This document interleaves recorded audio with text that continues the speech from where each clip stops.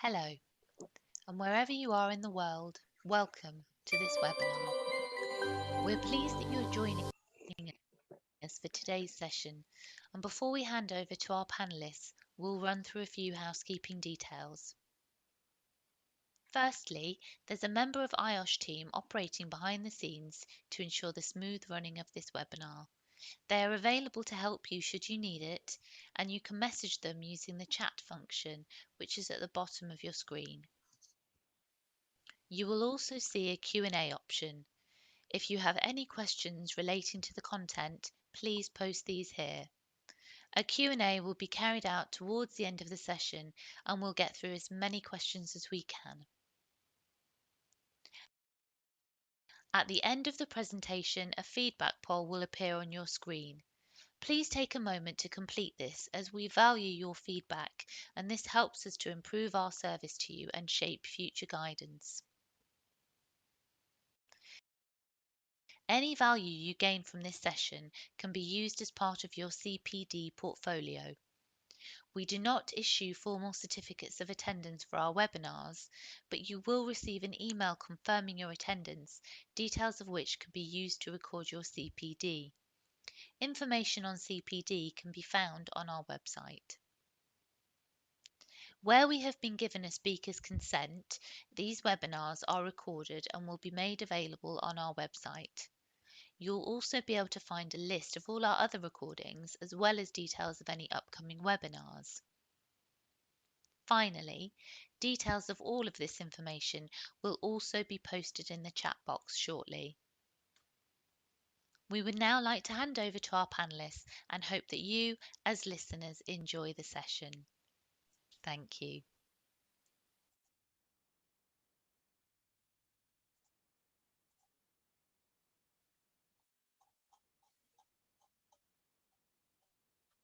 Hello everyone, wherever you are in the world today, right now, thank you so much for joining us. I'm Jimmy Quinn, President of IOSH, and I'll be your host for today's session. IOSH, as you know, is one of the world's chartered body for health and safety professionals, and I would like to welcome you all to the first in a three-part IOSH COVID Unlocked webinar series, where I'll be joined by three panelists from three of our IOSH sector groups. To look at how the food and drink industries, construction and logistics and retail have fared during the pandemic, and in particular how these sectors have managed to innovate and set themselves up for a brighter future, despite all the difficulties the past year has had.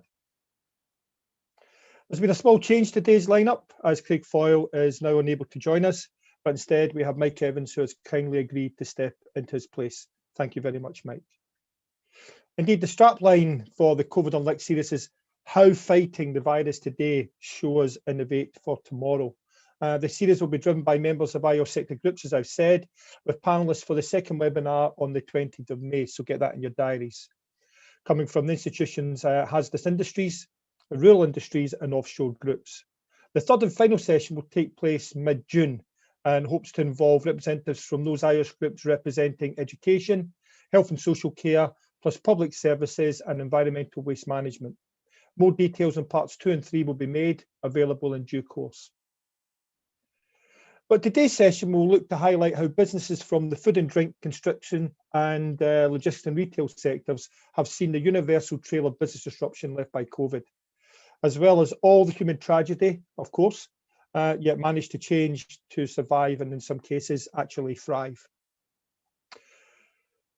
How have these sectors found a way to succeed and build their hopes for at least a COVID as usual, if not post-COVID future?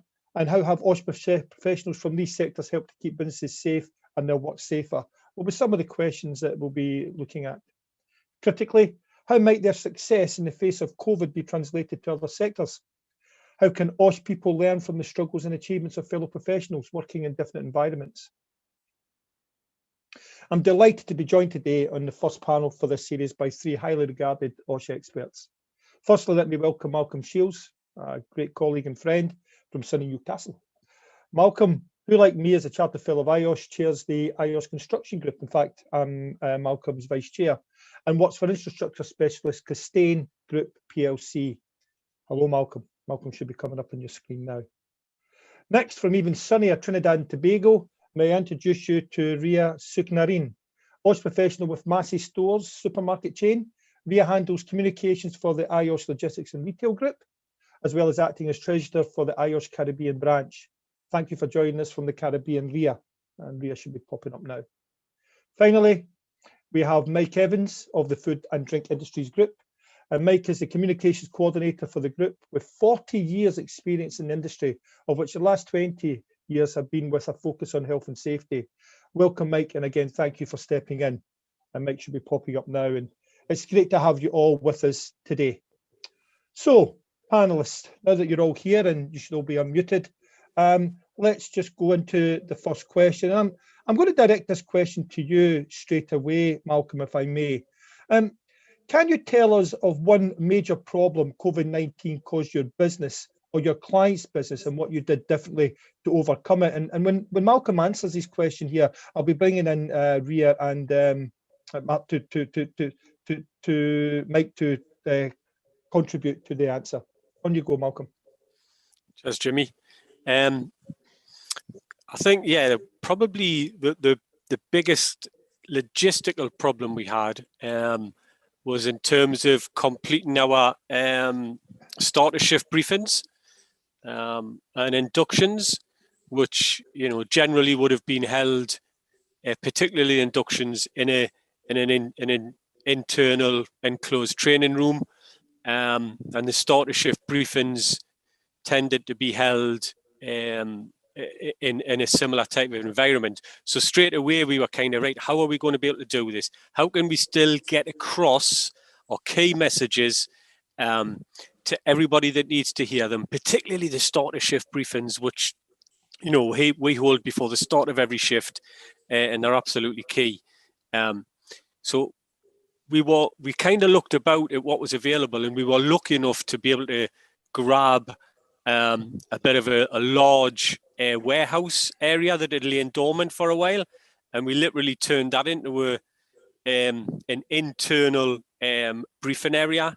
Loads of space. We were able to mark out socially distancing. We were able to open, shut our doors, get ventilation through, and we could still kind of deliver those starter shift briefings and inductions.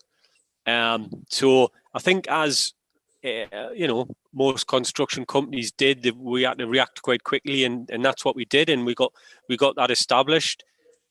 Simple things, bringing in a PA system, a nice structured way of individuals signing to say that they'd received induction, and all in line, and set up different tables so we didn't have loads of people lining up in one queue, potentially breaching social distancing, etc. So that was a major problem for us, because it's a key element of the way we control and look to mitigate risks, to make sure that everybody's got the information they need. And we were lucky enough, as I say, to source that kind of area to be able to deliver them in, and that definitely helped to overcome it. Yeah. What would have been the plan B then, Malcolm, if you hadn't managed to resource, a great piece of, estate? The plan B was to hire in marquees and use those, so we were still able to bring a lot of people together at one time. Social distance. We've got the floor marked out and everything. And with a marquee, we would have been able to open up two sides, which would have given us, that through ventilation, and we would have been able to comply and obviously not just complying, more importantly, keeping people safe and contributing towards what we all needed to do at that time. Brilliant. Well, great. Ria, do you want to come in and comment on Malcolm's points here? Sure. So one of the major problems working in a high volume retail environment was that the contact with people was inevitable.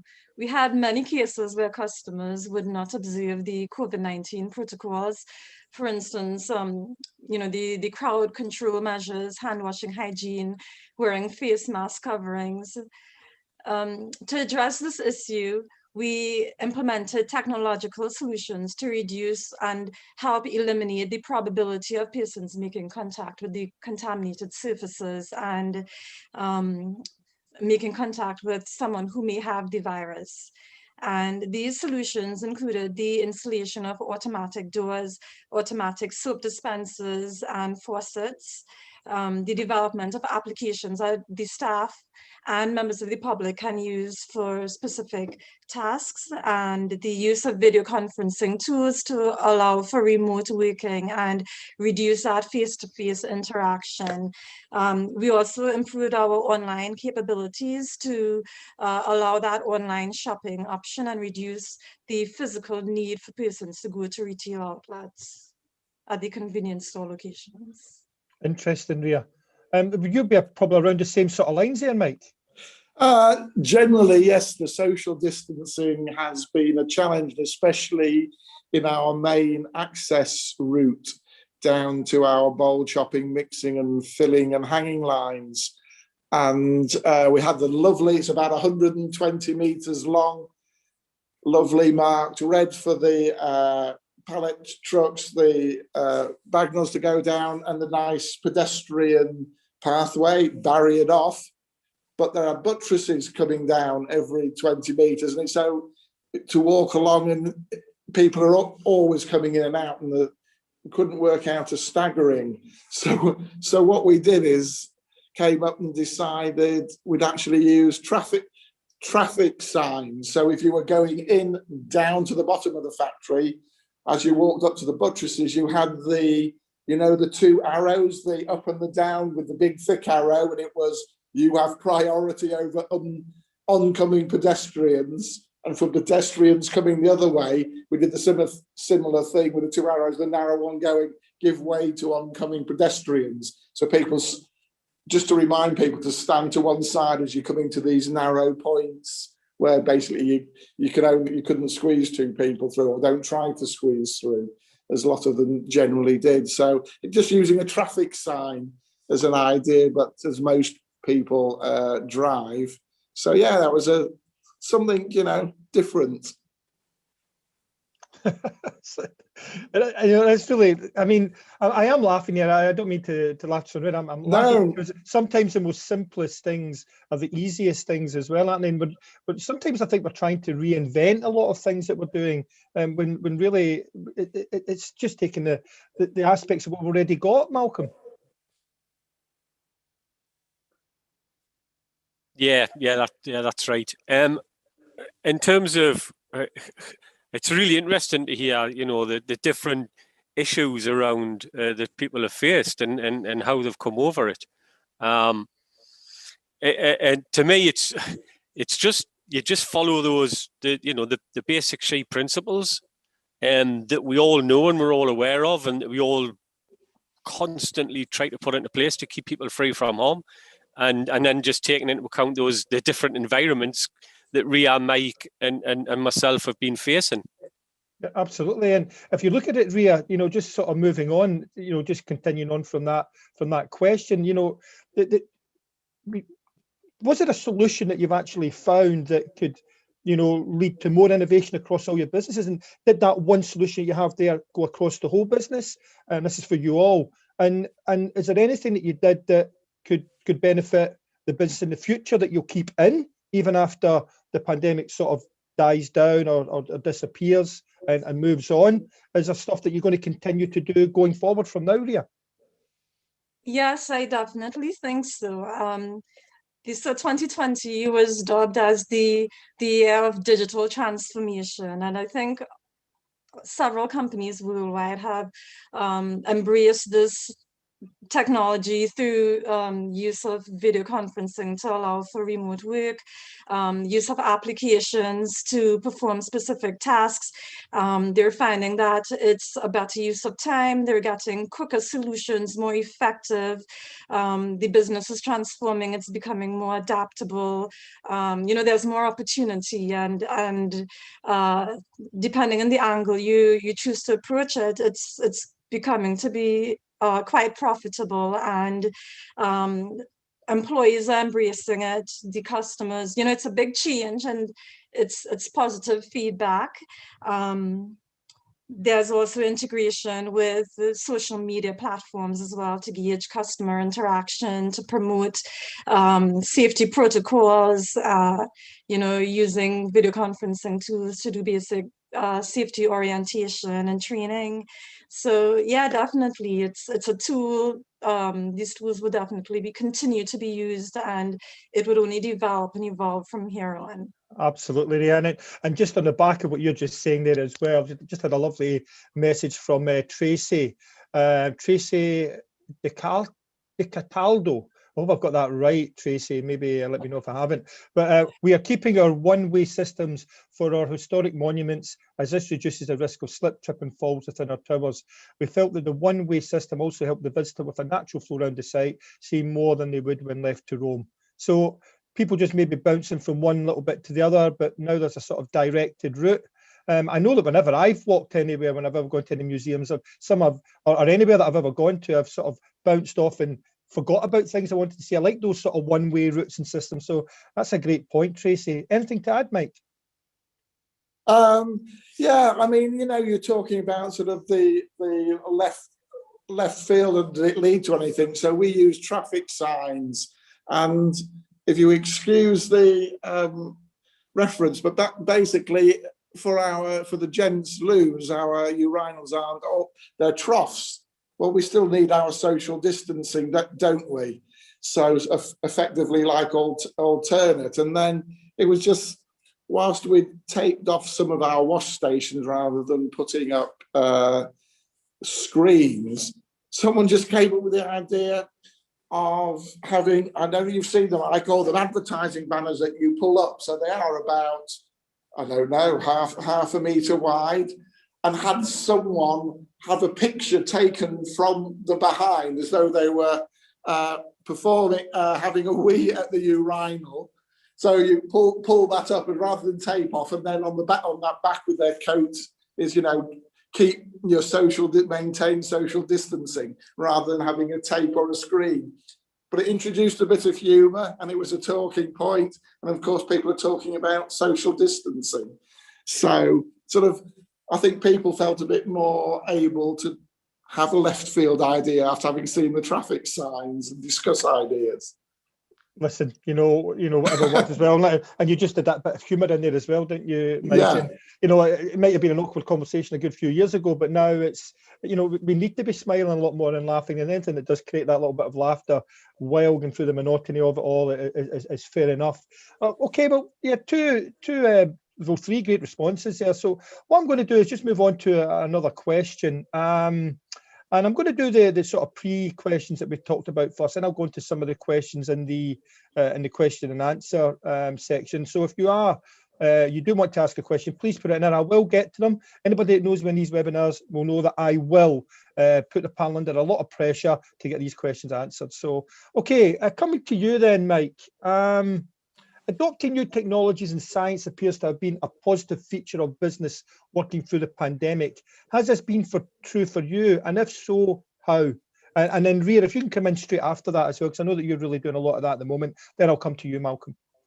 Yeah, I think Rhea's already mentioned it, but obviously the new to the majority of us, video conferencing, Zooms, Teams were seen as things that people did, a few people did, but we were actually having team meetings sat in the same building we use Microsoft Teams, and it was all about maintaining the social distancing. Yes, how many people can we get in this meeting room? Well, if we all stay in our offices, then we can still talk to each other.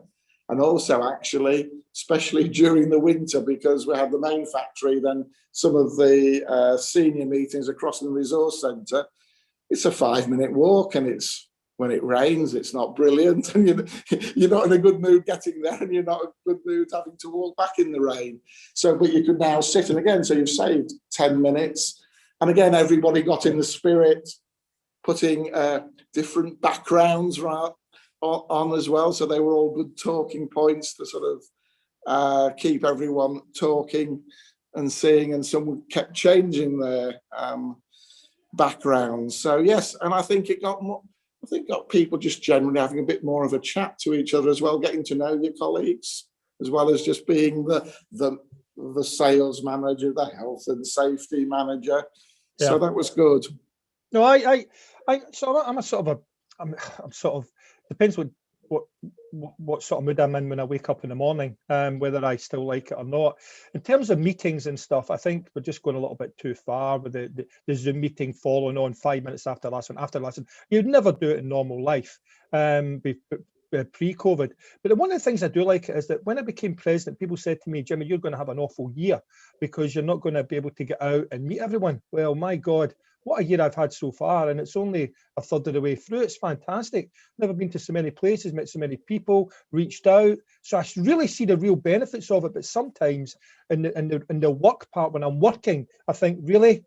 But when I'm doing my IOS volunteering, Mike, I'm like, yeah, loving it. Yeah. So I mean, Ria, you sort of commented on that earlier on, didn't you? Yeah. Yes, I did. So with this new technology that businesses are adopting now, mostly the video conferencing tools, it's proven to deliver speed, convenience, reliability, but it's missing that physical interaction, that element. Sometimes you lose that ability to connect, to interact. We're social Absolutely. creatures, and we need that interaction one every now and then. When you're just talking to a screen all day, it's it can get a little worn. Absolutely, and there's a great comment just come up from Katie Bennett here. Katie says on Teams there is a functionality to automatically reduce meetings, so they end 10 minutes early to allow for breaks between meetings. And yeah, I know that one, Katie. And there's also the part where if it's a 40-minute meeting, you try to get it to 35 as well, which is what we work to. But Malcolm, you'll be doing a lot of this at the moment, mate. Yeah, probably still far too much, Jimmy.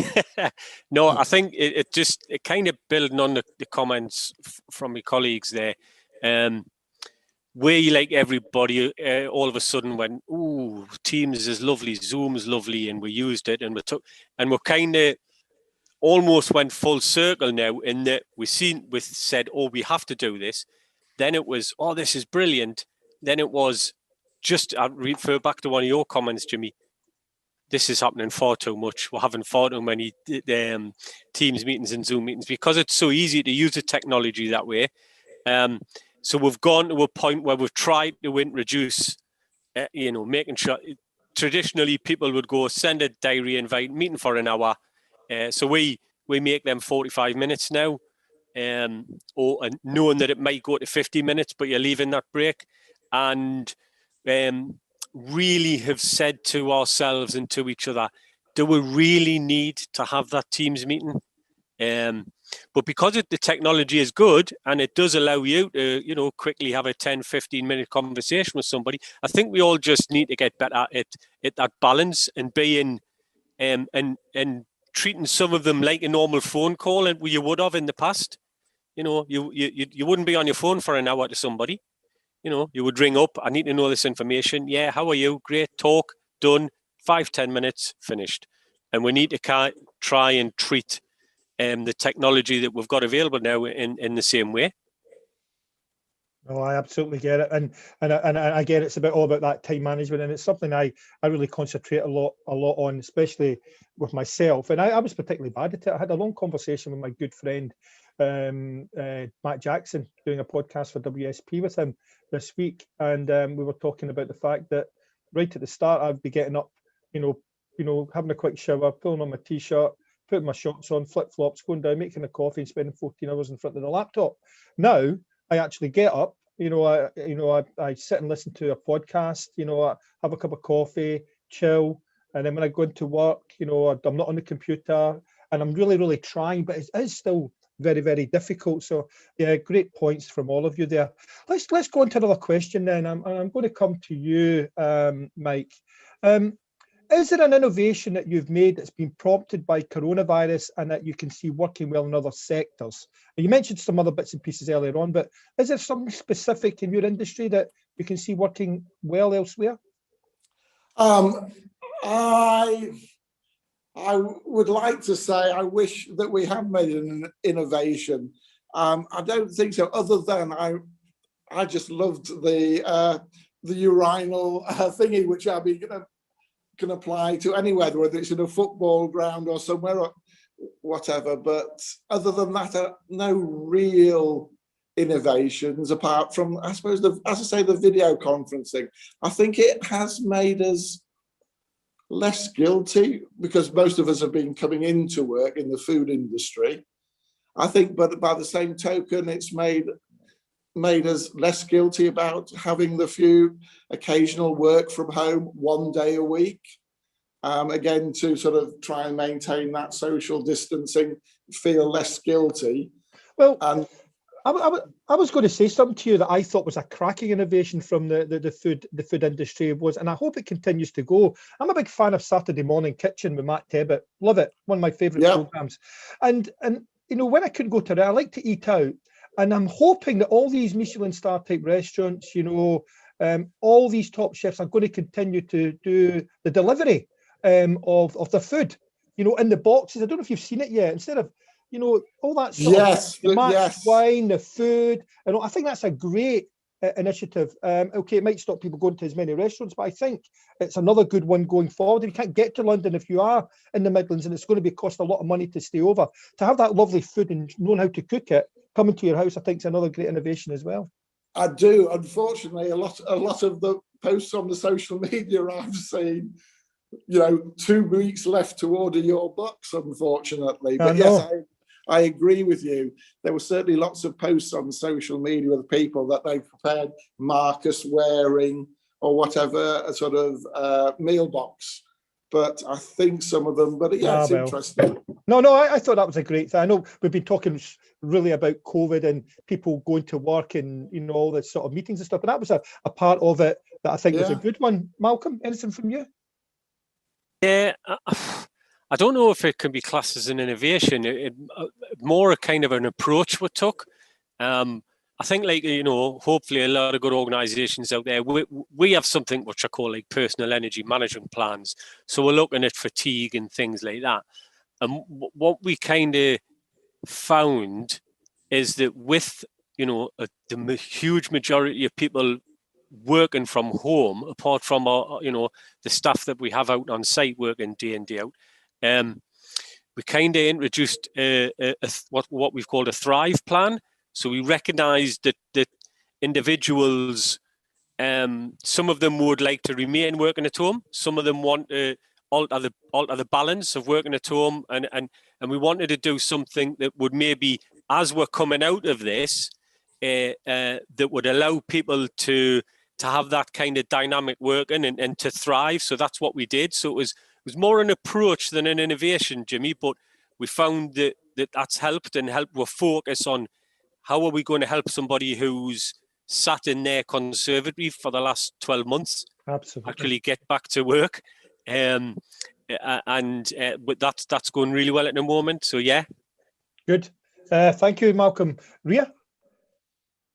For us, there's not been a particular innovation arising from the pandemic, but there are things that I can see working well in other sectors, such as remote auditing, but specifically for document review, and not so much to replace that physical inspection per se, and developing technology infrastructure with mobile applications and online capabilities that would allow you to go into each data input and trend the data to help analyze and predict what may happen in the business, so you can be better prepared and help guide decision making. Oh, wonderful. Some really great points there, and I'm glad we got some really great members here as well. Tracy, again, a great point. I'm going to read through a couple of the points.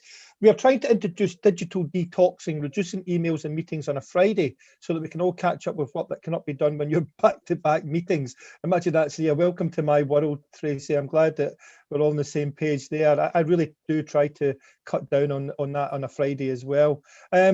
Richard, thanks, Richard Gillum. Teams and Zoom, etc., have improved the travel to site carbon footprint. Also, if you need to do training, etc. Also, this webinar, how many people could listen in and out, so the pros and cons level themselves out. I agree. If there's a day that I'm working from home, it's usually a Wednesday. I'm in the swimming pool straight away at 7. I'm back out the pool at 22. I'm home. I'm on my computer ready to go my bowl of porridge at 8 o'clock. So I totally get that one, Richard. And Brenton's going to put a couple of questions into the box in a minute. So we'll carry on then. Here's a nice question. I think this one's going to come to you, Ria. To what extent would you say your workers have contributed to the positive way your business has responded to the pandemic? Well, we could spend all day on this question, I think, so we need to be short and sharp. Ria? Our employees have been very supportive, especially those on the front line. At the start of the pandemic, as I'm sure with everywhere else, there was a lot of fear, uncertainty, stress. No one knows what's going to happen. And although we had programs in place, such as the EAP, Employee Assistance Programs, available, we realized that it was definitely underutilized, and we were able to revamp those programs and relaunch and get that support that the employees needed. Yeah, good one. Yeah, and I think we can all concur with that one. Malcolm? Yeah, I think that was a kind of a slow realization and a slow embrace and buy-in, really. And what we found was, when the pandemic first hit, there was a real togetherness that came, that thing that was happening in the community about everybody pulling together and realizing what we needed to do. Then we hit the bit where we hit the second wave and everybody went, oh, not again. And at that point, that was actually the point when we started to get more suggestions from individuals on site. Yeah, good point. Just from simple things like, the placement of sanitizers and wipes, etc. And why are you putting them there? Because actually this is a place where most people walk by or need them. So from simple things like that, up to coming forward with suggestions on welfare out on site. We've got transit welfare units go out every night onto our night shift. So about where to place them and what to put in them, what the guys wanted on site, and that would help them. And everything from even the sequencing when we're doing with collaborative planning, the sequencing of work, so that we know that we would have to also sequence the breaks, so that we could get 3 to 4 guys in the welfare unit out, have their break, 3 to 4 more guys in. So really good suggestions and buy-in from the guys on that kind of level. Yeah, absolutely. And yeah, Mike? Yeah, I was sort of really echoing what Malcolm said, in as much as I think that realization, certainly from the workforce, that actually this was new to all of us. And I hope it's not heresy to say, and also realizing whilst we were sort of talking and increasing our sort of communication with the workforce, as I said, I hope it's not heresy, but actually, do you know what? Management doesn't have all the answers. But because we were freely exchanging with them, I think they were more felt, and Malcolm alluded to this, coming up with, well, have you thought about this? How about that? Or, oh, I've just come out of here and I noticed this. Can we do that? And there's sort of felt much freer discussing, and this sort of togetherness that we're all in together. We need to help each other, and it's a team effort. No, I think that's a great point. And just before I clarify on part of that question, just to be clear, I don't have a 25-metre swimming pool outside my house. The swimming pool is 5 minutes from my house, literally. So that's why I can get up at 6:45, be in the pool for 7, and be back home for my porridge. It's in your back garden. No, Jimmy. no, it's definitely not. Definitely not. But one of the things I found from myself, and you'll probably find this one as well, Malcolm, was the subcontractors. Now, in a project of 1,000 people, I look after I have my extended health and safety team, which is 22 subcontractors. And the positive part of it was the amount of learning and collaboration that came about by being in it together and come up with some great ideas. It was one of my smallest contractors with about eight people that came up with an outstanding idea. And that was in some of the directional stuff that we're doing in terms of our stairways, which was fantastic. So yeah, you're absolutely right. I feel that in terms of you know, that sort of positive part of it. Yeah, we're going to have the negatives, but subcontractors for me were absolutely key. Malcolm? Yeah, if anything, it increased the intensity, the level of discussion. You know, we generally, most of, you know, us tier one contractors will have good kind of structures in place for talking to our supply chain, getting feedback from them, etc., etc. Whether that's everything from a safety committee up to supply chain meetings. We genuinely found that the supply chain wanted to be involved and wanted to and almost took more of an active part in those meetings and coming forward with suggestions like that. Yeah. Have to try and pull yourself back and, you know, just let them go with it as well. It was wonderful. Any points from Ria or Mike? If not, I'll move on to the next question. Yep. Next question. Okay, good. Okay, let's have a look. Do you see a bright future post-COVID, and are you confident your business or your client's business will build back better? If so, why? Now, this will be a great question. Who wants it? I'm going to let one of you speak first. Go on, I'll go first. I think I would pretty confidently answer yes, based on my experiences. And I think, you know, I think to a degree, you know, I work in an industry that has been very lucky in terms of being able to continue to operate throughout the pandemic. I feel for Ria and the area that they've had to work in, and individuals where they've been decimated in terms of not being able to work and open. So we've been quite lucky. But yeah, so I would qualify that by saying the OSH professional and then industries generally and businesses have had to adapt and learn and come up with, you know, whether that's new innovations, new approaches, adapt what they all have already done. And if we all take the best bits from that, I certainly see a bright future ahead. And if any, you know, individually, if my industry, we look at retail and that the industry, and we think, crikey, these people have been decimated. As soon as I'm available, I'm going back out into the shops. I'm going back into the cafes. I'm going back into, and I'm going to, you know, spend some money and try and help that business and industry get back on an even keel. I don't want to cut you off there. That's great. All right. Absolutely, Malcolm. Great. Did anybody see that amazing advert? I don't know if I'd be allowed to say this, from Tesco's the other day.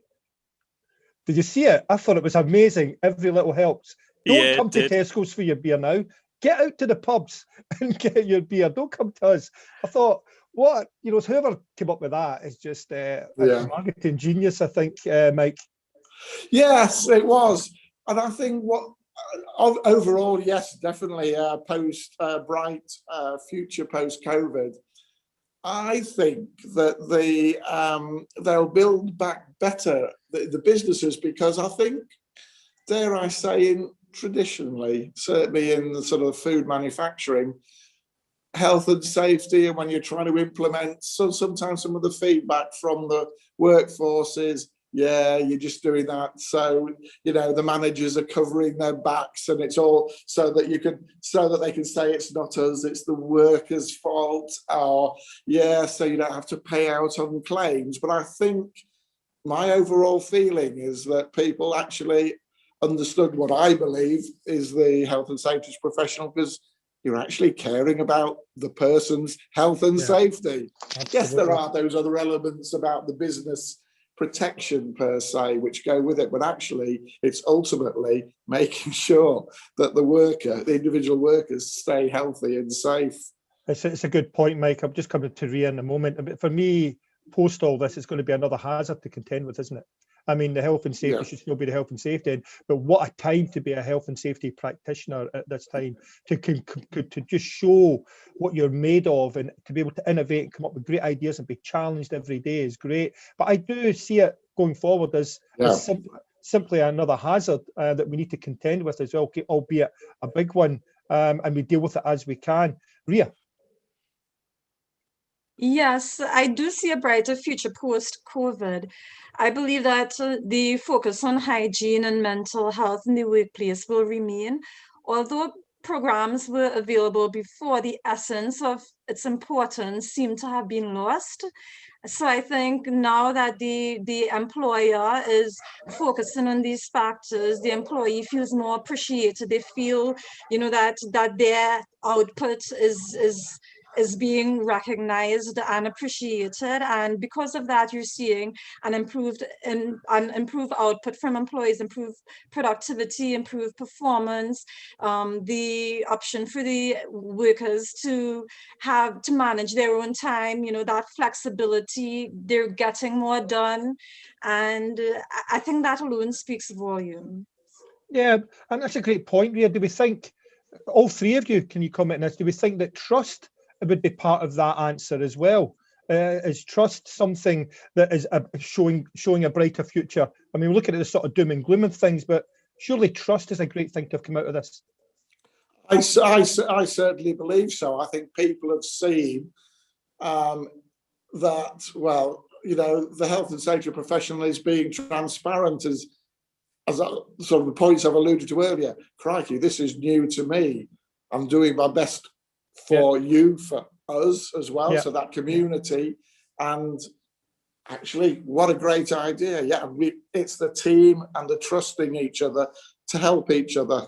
Yeah, fantastic. And Malcolm, Ria, you concur quickly? Malcolm? Yeah, go on. I would agree. That trust is key, and we should have been able, and hopefully most of us have, or all of us have been able to demonstrate and get that trust out. Yeah, by the key word, Jimmy, is integrity. So if you said you're going to do something about looking after people COVID-wise and you've done it, then yeah. Absolutely key. Yes, Malcolm. Ria? Same here. Trust and transparency is key. Awesome. Definitely, yeah. Wonderful. We're all on the same page. I'm going to go through a couple of comments in the chat, and then I'm going to come to you for a question. We're going to go into the Q&As now, everyone. So try and be patient. Panel, you'll have literally a minute to answer each one of these questions and comment on them, so no long drawn out answers, so we'll get through all our colleagues that are on the call. Okay, just going through. Chandar, thank you. How to maintain a work-life balance during coronavirus, especially at workplace. Great shout. That is a brighter future. Flexible working. Katie, thanks, Katie Bennett. Staff wellbeing has been brought to the forefront in a way never seen before, and our need to respond to the pandemic has meant that our staff have seen tangible change and emphasis on their wellbeing. The key will be to keep that momentum going. Absolutely, Katie. Great shout. Thank you for your comments in the chat. I'm going to go to the first question that came in, and it came in from Tim Birkin. I'm going to come to you on this one, Malcolm. Can someone discuss COVID aerosol dispersal and control via ventilation? Is positive or negative pressure in an enclosed space better? And can normal ventilation be reversed to extract and filter air in enclosed spaces? Now, before Malcolm answers this question, Tim, and colleagues that are listening, we're not experts. We'll give our view and what we're doing in our own workplaces. So please take it in the way that it's meant, everyone. Thank you, Malcolm.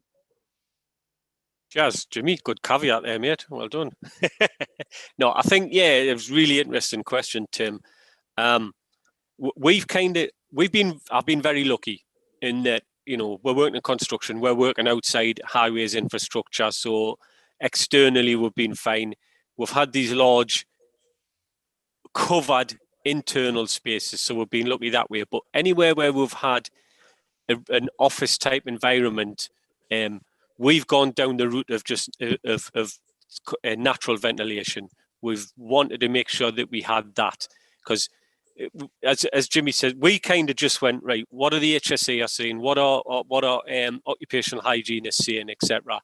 And took advice from a number of quarters, and we definitely then went down the route of natural ventilation, and that was the best thing. Yes, mechanical ventilation after that, and to bring in that fresh air and force it in.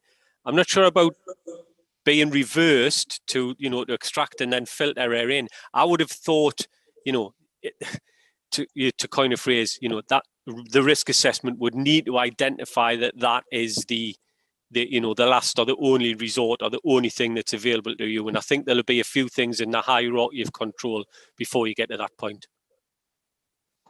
Brilliant. Mike, anything to add to that?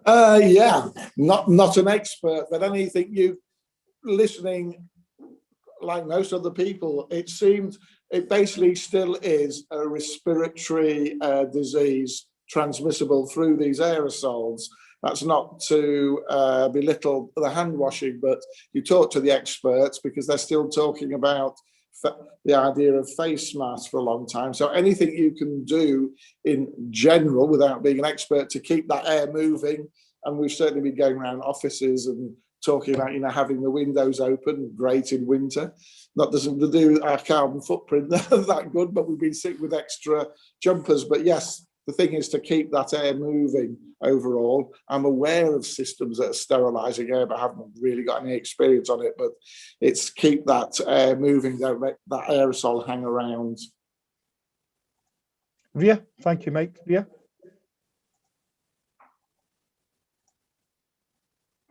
You're on mute, Ria. Sorry. I've not experienced any tension with the two, but there's been good collaboration. So yeah, no comment on that one. Oh, okay, no problems at all. Okay, so just the next question then is a question, and I think I'll take this one actually. Just a couple of points though. First, Andrew Rippington, nice idea about the raised advertising ban. I like that one, Mike. Although I must tell you, Mike, that's one of the more positive ones. There wasn't as many liking that, but I'll be quite honest. I like it, but there's some people. Some people not the same pages as me, but no, on true. Some people like it and some people don't. But they've been taking it very comically. A little bit too much information there, Mike. But no, it's good, mate. And that's what we want. We want to have that bit of a laugh. This is not formal. This is just an informal chat. Andrew, again, have you picked up any tensions between the coalface personnel and the people able to remotely work? If so, that's a great question, Andrew, and it's something that I've been looking at and thinking about when people are coming back to work, because Malcolm and myself, I can only talk about us two, we were back working literally the week after the lockdown happened in sort of March, and I was on site on the 27th of March, and then that was it, nearly every other day afterwards until the end of April. And so all those tensions that I had were all gone, because by the time people are starting to come back to work now, I've seen it all. I'm sort of there. I'm an old hand at it now. And I think that's one thing you need to concentrate, I think, at work now, is those people that have had to work from home, have had no other opportunity but having to work from home.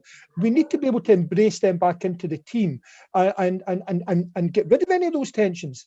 Because as long as you are the leader that you're supposed to be, and you're there thinking about these things, about how people are going to be thinking and how they're going to be feeling, then we should be getting ahead of that. So there shouldn't be really any tensions between anybody else. And I know that in my role and what I've been doing at work, Andrew, there's not been any tensions. People have been very welcoming, very understanding, and above all, been very, very kind. Malcolm? Yeah, I haven't picked up any tensions. We kind of thought that might happen, but because we had key person who you would class as working in the office, we had key personnel, engineers, etc., who we kept in contact with the people in terms of the cold face. So what we did is we increased the presence of the office staff who were seen to be, oh, they're okay, they're working from home, they're fine, at the start of shift briefings. And we actually encouraged them to join in those start of shift briefings and be able to engage with the guys who are then going out to set up the traffic management, going out to be driving rubber ducks around site and that type of thing. So didn't experience much, but we kind of also done things to head it off at the pass. Great one, Malcolm. Yeah, and that's exactly it, having a look forward and thinking about it. Mike? Yeah, again, in the food industry, been lucky in that we've been allowed to keep working. No tension in as much as the remote working's been really on a rotational basis, so sort of a part-time basis. So everyone spent some time in the office and also remote working. So no, not real tension. I mean, so discussions about it, and I think also that the people who are working at the coalface have appreciated the fact how fortunate they, as well as the office staff, have been to actually be able to work, for goodness sake. Absolutely, Mike. No, great points again. Ria? Same here. I've not picked up on any tensions. There has been a scheduled rotation. However, sometimes persons who are scheduled to work at home, they often run away to the office because they need to get away from crying children. So that's the only thing. Wonderful. Brilliant. Malcolm, you wanted to answer a question? Just come in there, mate, in the chat. Yeah, I'm just trying to check which one it was. It was more really just to agree with the comment. I think it was more a comment than a question that the individual had made. But then I've clicked done. It was about the Zoom meetings, mate. That's right. Yeah, it was a good comment. Yeah, I think I agree with that comment. It has allowed, in reference to my earlier comments, it has allowed a lot more people to meet with other individuals that they normally wouldn't and manage it that way. Yeah. Okay, I'm going to go quickly to a question. You've literally 15 seconds to give me 3 points on this. We've got loads of questions, but it's a good question from Marta Gonzalez.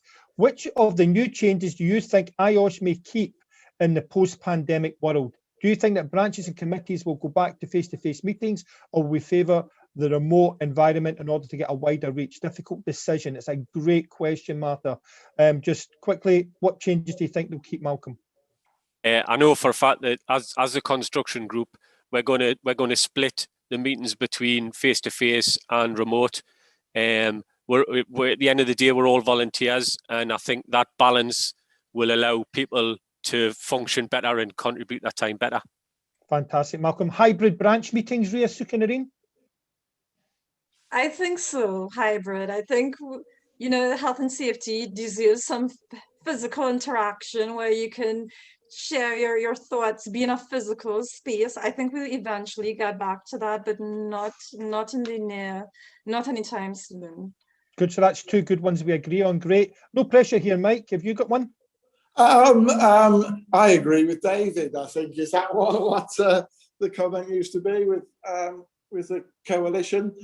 Yeah, I think the hybrids, because ultimately, I mean, Ria's, we are social, and yes, it has provided loads of opportunities to meet other people, but even when there's a group of you and you feel like this, don't you, suddenly when you want to say something, but suddenly something, and it can be a little bit awkward. So hopefully hybrid meetings still to get that social interaction. And again, that's up for a massive debate. I mean, Malcolm's great point, opening up, doing group meetings and trying to do one-on-ones, and not one-on-ones, but open mic nights, as you would maybe want to call them, and reaching out that way. I think there's such a massive thing. I've been doing coffee mornings, you may have seen them. I've been reaching out to membership, and that's going to feed in, hopefully, to part of the IOSH strategy and start and keep engaging with membership. I think we're going to have more of a reach. There is still that branch ethos that we need to keep as well, but everybody is going to have a view on this. That was a great question, Martha. Thank you. Okay, another question here from Samantha Kendall. Very quick answers, please, because we've literally only got a couple of minutes left and we're going to do the poll. So literally a couple of seconds in each answer here. From Samantha Kendall, have you utilised other technology such as wellbeing apps, phone links to intranet, so access to procedures and CO weekly blogs? Anything, Mike? We haven't. I mean, it's been mainly through video conferencing. Okay, fantastic. Ria? Yes, we have utilized, we do use the Microsoft Office Suite and SharePoint, and we use that interface to gauge interaction with the workforce. So it's working, I believe. Okay. Malcolm? Yeah, there is a wellbeing app that we've been using, but we'll also been using a lot more because of this remote type work, and then we're looking at digitalization. So a lot more stuff on GIS for things like what trail holes, for water monitoring, on the environmental side, and that's worked really, really well. So we have picked up on a lot more technology. Yeah. Fantastic. Okay, so the poll just went there, so I think that's it's all been done. Okay, just we're approaching the tail end now, so we've got 5 minutes. We'll try and get through as many of these as possible. John Daziel, how many people managed identified key personnel? Is it an unusual situation where you can control a risk at work but not external to work? With this, we have almost inevitable situation where we are likely to have higher absence. How do we identify who or what roles we can't do without, and how did people track this? John, I'm not going to get everybody to answer that question. I'm going to give this question. We've got young Ben behind the scenes. He'll make sure he sends that question to the 4 of us, and we'll answer that question, and we'll get that sent to you, and we'll make sure that that goes out at some stage. If I'm not allowed to do that, Ben will come back to me in the next minute or so. So we'll get that done, John. Because that question, I think it's going to take a long time. Hi all, I'm currently looking for fresh ideas regarding on-site face-to-face training. How is everyone dealing with important EHS training at their sites? And that's from Marcel de Bia. Bia?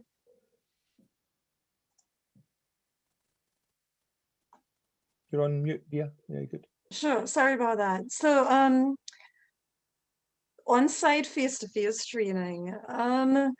Well, right now we're doing it remotely, but we're seeing that there are some challenges regarding the attention, gauging that attention from the participants and garnering feedback from them. So we're not too confident about the effectiveness of that medium right now.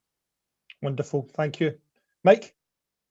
Yes, well, we've still been doing, because most of the people said that they've been doing rotational. So yes, some of the groups are smaller so that we're maintaining social distancing in a room. So there's been a little bit more of it, but in smaller groups, really. Got you, brilliant. Malcolm? Yeah, similar to Mike, smaller groups and looking at different locations and different environmental situations to deliver it in. As I say, we're very lucky. We've got some large spaces, so we've utilised them. But yeah, some of the training that's done internally, smaller groups.